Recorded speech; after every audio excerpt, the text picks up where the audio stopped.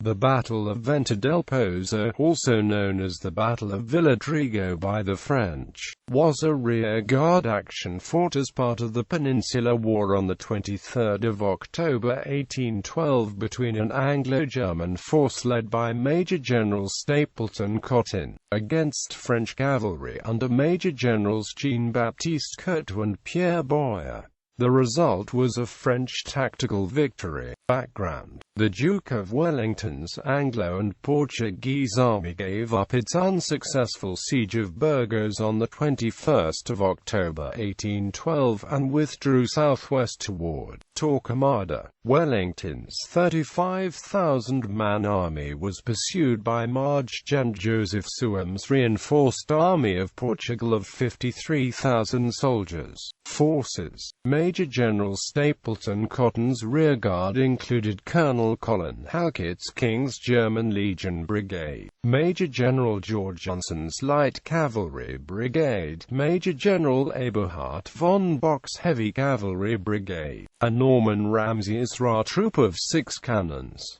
The total strength was 2,800 men. Curto's Light Cavalry Brigade was made up of the 3rd Hussars and the remnants of the 13th, 14th, 22nd, 26th, and 28th Chasseurs. Boyer's Dragoon Brigade included the 6th, 11th, 15th, and 25th Dragoons. Colonel Favreau, in charge of the 15th Chasseurs and Duchy of Berg Light Horse Lancers, and Colonel Bette, head of the Allied gendarmes, also rode with the advanced guard.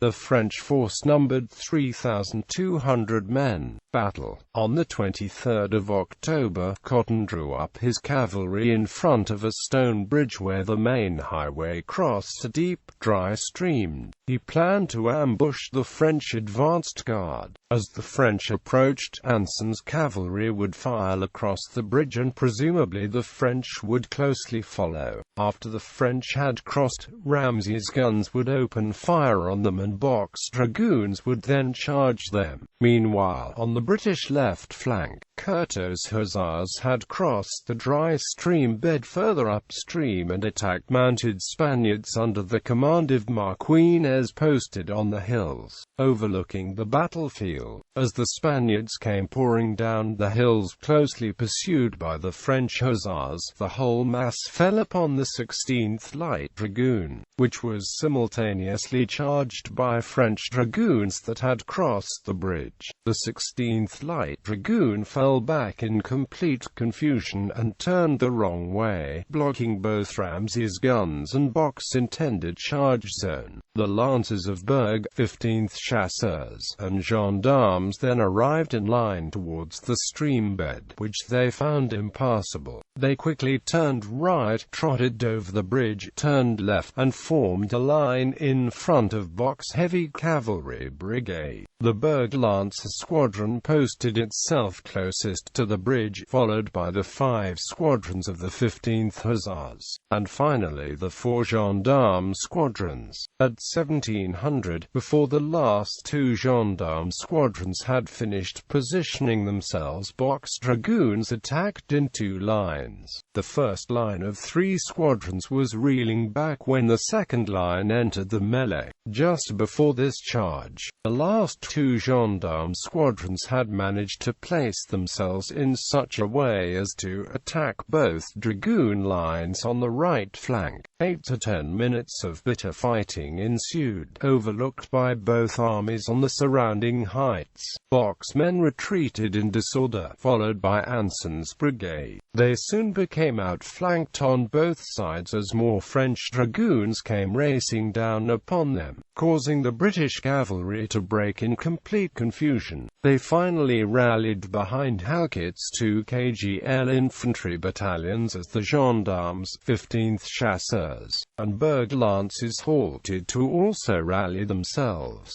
Boyer's dragoons charged and broke Bock's dragoons a second time. Wellington, arriving on the field, then directed Halkett's squares to fire at the French dragoons, which unsuccessfully charged the squares 3 times before pulling away. The arrival of French infantry then forced the Anglo-German force to retreat, but in good order. Cotton greatly distinguished himself by his coolness, judgment, and gallantry.